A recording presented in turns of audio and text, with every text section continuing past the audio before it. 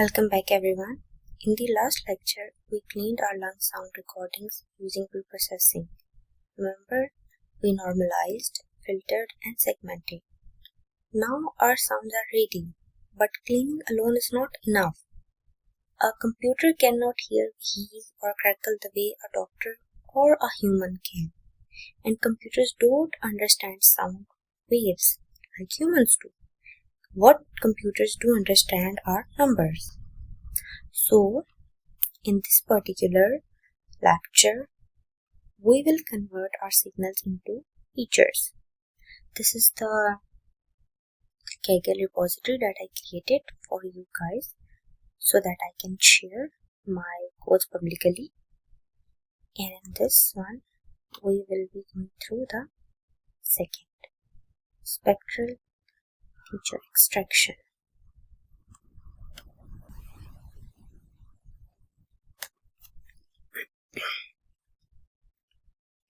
Okay, so when I say the word feature, what does come to your mind? Features are basically measurable properties that describe sound or any data that you have in your hand. For example, if you want to describe a human face, you don't give the whole photo. You give measurements, nose length, eye distance, and jaw shape. Similarly, to describe a lung sound, we don't give the whole waveform. We extract key features. Like here we mentioned, for example, spectral centroid, spectral crest, or spectral spread. These features basically capture the fingerprint of each disease. By the end of today's lecture, you will see how asthma, pneumonia, and normal breathing separate in the feature space. Okay, as you can see, first we inputted all the relevant libraries. Then we defined the path of where all the three folders that contain the lung sounds of normal asthma pneumonia are present. Then obviously we will simply here first repeat the steps that we did in the first notebook. We will read all the audios. Then we will apply this normalization. We will frame our signal into smaller segments, and then we will obviously try to remove silence and drop the silence paths. And this is basically the Butterworth 10th order bandpass filter. Now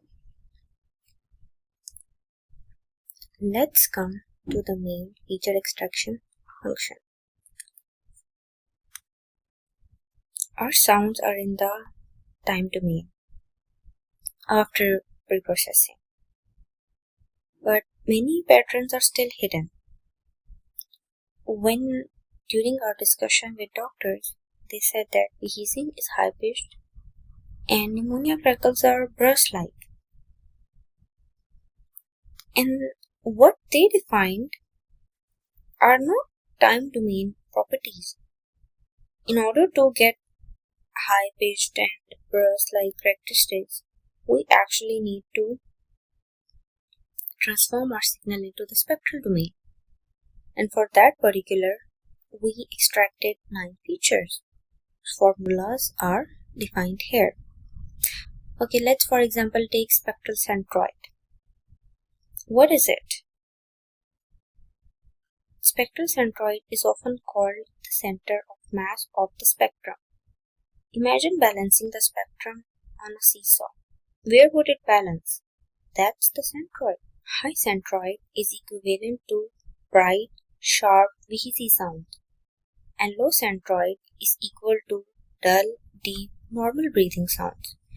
So, in this case of lung sounds, normal breathing is equivalent to lower centroid. Asthma wheeze is equal to higher centroid, and pneumonia wheeze is scattered but often shifted.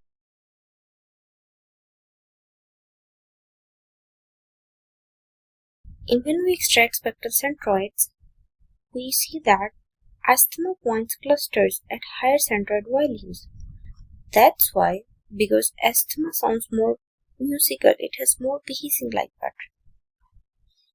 If you go to spectral crust, so basically spectral crust measures how peaky the spectrum is. If one frequency dominates, crust is high. If energy spread, crust is low. Think of it as like a choir. If one person screams, crust is high. If everyone sings together, crust is low. Asthma often has strong single frequency wheezes and high crust, normal breathing spreads, energy and lower crust. Now if you look at spectral entropy.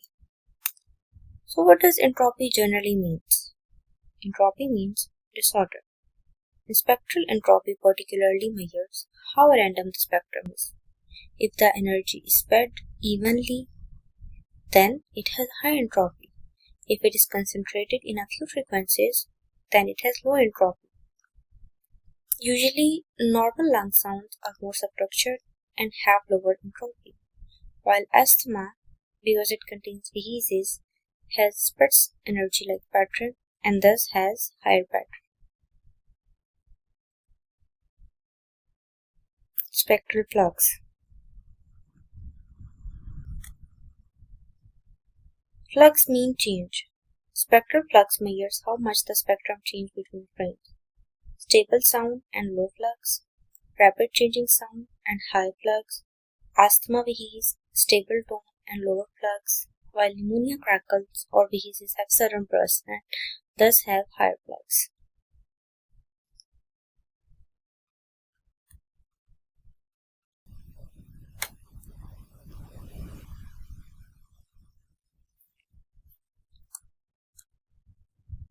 Spectral roll-off. Roll-off is the frequency below which 85% of total energy lies. It's like asking how far into the spectrum must we go to capture most of the energy. Normal breathing energy is low frequency and has low roll-off. While asthma, it pushes energy higher and thus have higher roll-off.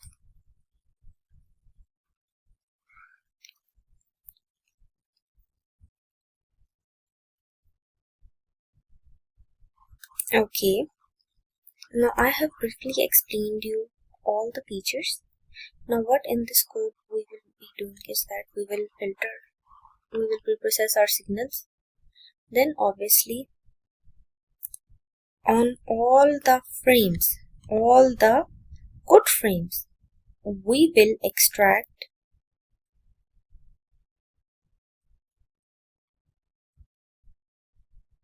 the features. And if you see how the extracted feature looks like, they are some kind of number. And let's say this is the main audio sound, and then as we segmented into 250 millisecond frames, for that particular part we try to extract the features.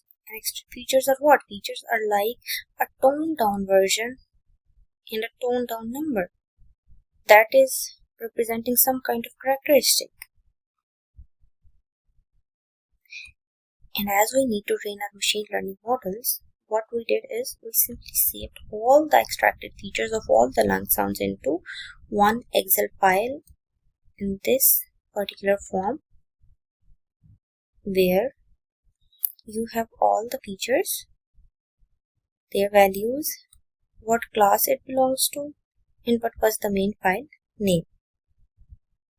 Now let's visualize these features. Let's see the first graph, spectral centroid versus spectral crust. Look at this scatter plot. Each dot is a frame of lung sound. Blue is representing normal, red is representing asthma, and green is representing pneumonia.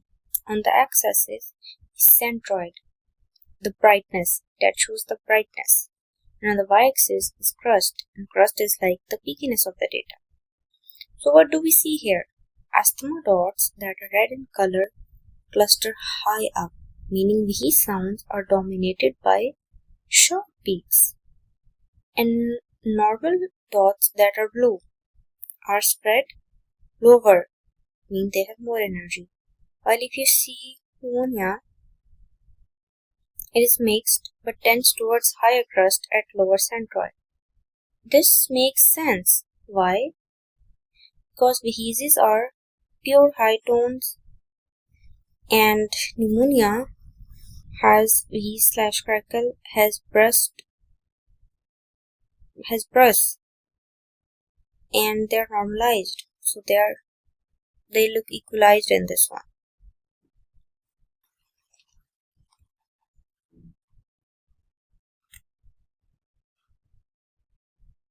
If we see spectral centroid versus spectral entropy.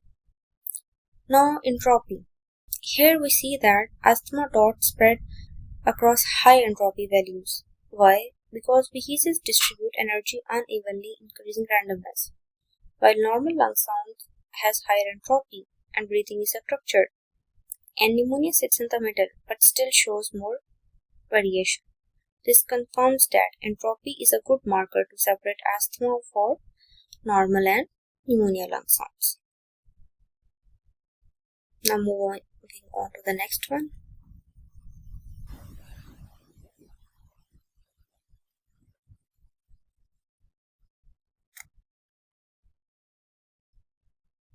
If we see spectral centroid versus flux.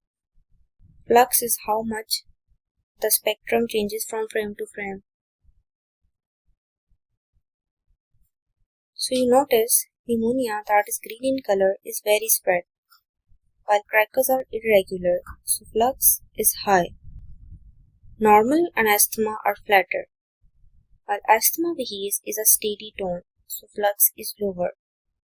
Flux captures crackle-like disease.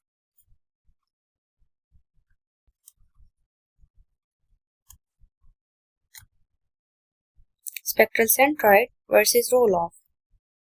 Here we compare centroid with Rolloff, and the pattern is, again, asthma shifts to higher values, wheezes push more energy to higher frequencies, normal stays lower, and pneumonia is scattered but mostly low Rolloff because bursts don't push energy far up the spectrum. This tells us Rolloff is the most useful of distinguishing asthma. Feature correlation heat maps. So basically, heat maps give us a visual overview of how strongly different features are related. We have +1 that shows that feature moves together and they are highly redundant. Then we have -1 that shows that features move in opposite direction. And 0, it shows that there is no strong relationship. All the ones are independent.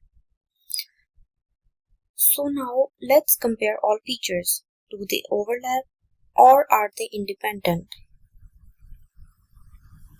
If we see, this is how a correlation heat map of all classes put together look like. Red means strong correlation, blue means weak. For example, centroid and entropy are strongly correlated. They rise together, but flux is more independent. It gives us new information. Now we split it by class. If you see the normal one, the correlations differ by disease. And normal has a more structured pattern that shows that the features follow each other in it.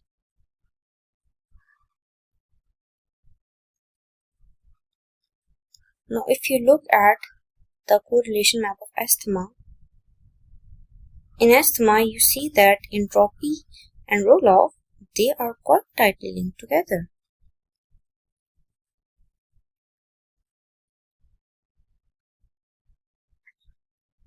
And if you see the feature correlation map of pneumonia, here flux and spread play a bigger role. This shows each disease has a unique feature signature, and that is what and how our machine learning model gets to differentiate between these different classes. So what did we learn today? Let's summarize. We moved from time domain to frequency domain. In frequency domain, we particularly focused on spectral features.